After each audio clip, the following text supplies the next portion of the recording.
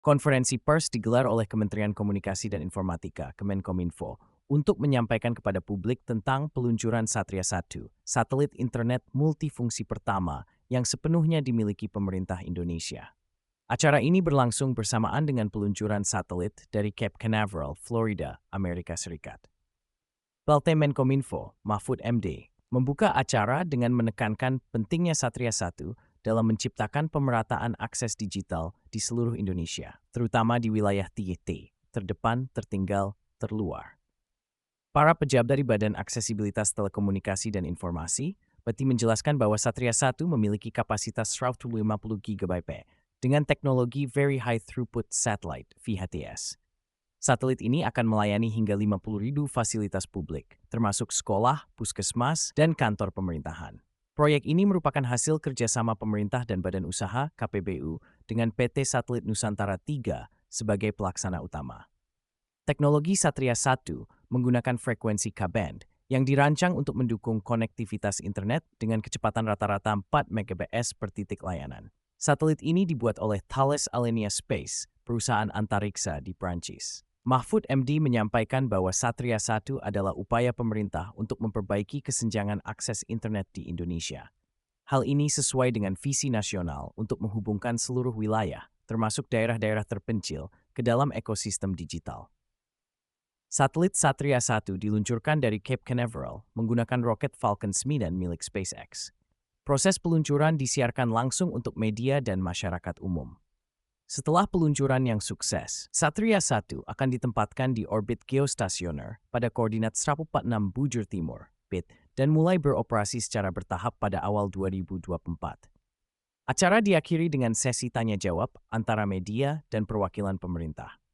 Berbagai pertanyaan mengenai fungsi, pengelolaan, serta tantangan teknis Satria 1 dijawab secara transparan. Mahfud MD menutup acara dengan harapan bahwa Satria 1 akan membawa Indonesia menjadi lebih maju dalam transformasi digital. Keterkaitan konferensi pers tersebut dengan Humas, yaitu dengan digunakannya teori agenda setting, yang mana konferensi pers ini bertujuan untuk mengarahkan perhatian publik dan media kepada peluncuran Satria 1, menekankan pentingnya satelit ini dalam pemerataan akses internet di Indonesia. Dengan demikian, pemerintah atau penyelenggara memengaruhi isu yang menjadi prioritas publik.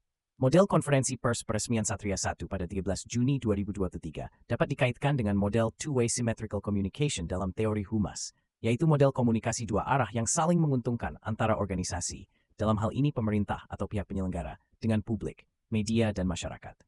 Kaitan konferensi pers tersebut dengan prinsip dasar Humas 1, prinsip transparansi. Konferensi pers bertujuan memberikan informasi yang jelas, lengkap, dan akurat mengenai Satria 1, sehingga publik memahami manfaat proyek tersebut, khususnya dalam mendukung pemerataan akses internet di Indonesia.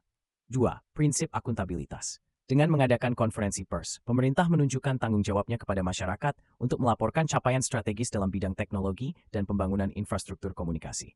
3. Prinsip keterbukaan media diberikan ruang untuk bertanya dan mendapatkan penjelasan langsung, menciptakan interaksi yang terbuka dan transparan, sesuai dengan tujuan Humas untuk membangun kepercayaan. Kelebihan dari konferensi pers tersebut ialah 1. Mencapai audiens yang luas. Dengan melibatkan media, informasi tentang Satria 1 dapat menyebar ke khalayak yang lebih luas, menjangkau berbagai lapisan masyarakat melalui liputan berita. 2. Efektif untuk membangun citra positif. Konferensi pers ini menunjukkan langkah konkret pemerintah dalam meningkatkan infrastruktur digital yang dapat memperkuat citra positif di mata publik. 3. Kesempatan untuk klarifikasi langsung. Media dapat bertanya langsung kepada pihak terkait, sehingga memungkinkan penyelenggara untuk menjelaskan secara rinci dan mengatasi potensi kesalahpahaman. Kekurangan dari konferensi pers tersebut adalah 1. Risiko salah persepsi. Jika pesan tidak disampaikan dengan jelas atau media salah menafsirkan informasi, hal ini dapat menimbulkan kesalahpahaman di kalangan publik. 2. Keterbatasan waktu. Waktu konferensi pers yang singkat mungkin tidak cukup untuk membahas semua detail atau menjawab semua pertanyaan media secara mendalam. 3. Ketergantungan pada media. Penyebaran informasi sangat bergantung pada cara media melaporkan acara tersebut. Jika media kurang mendukung atau tidak memuat informasi secara akurat, pesan yang diinginkan mungkin tidak sampai ke publik dengan tepat.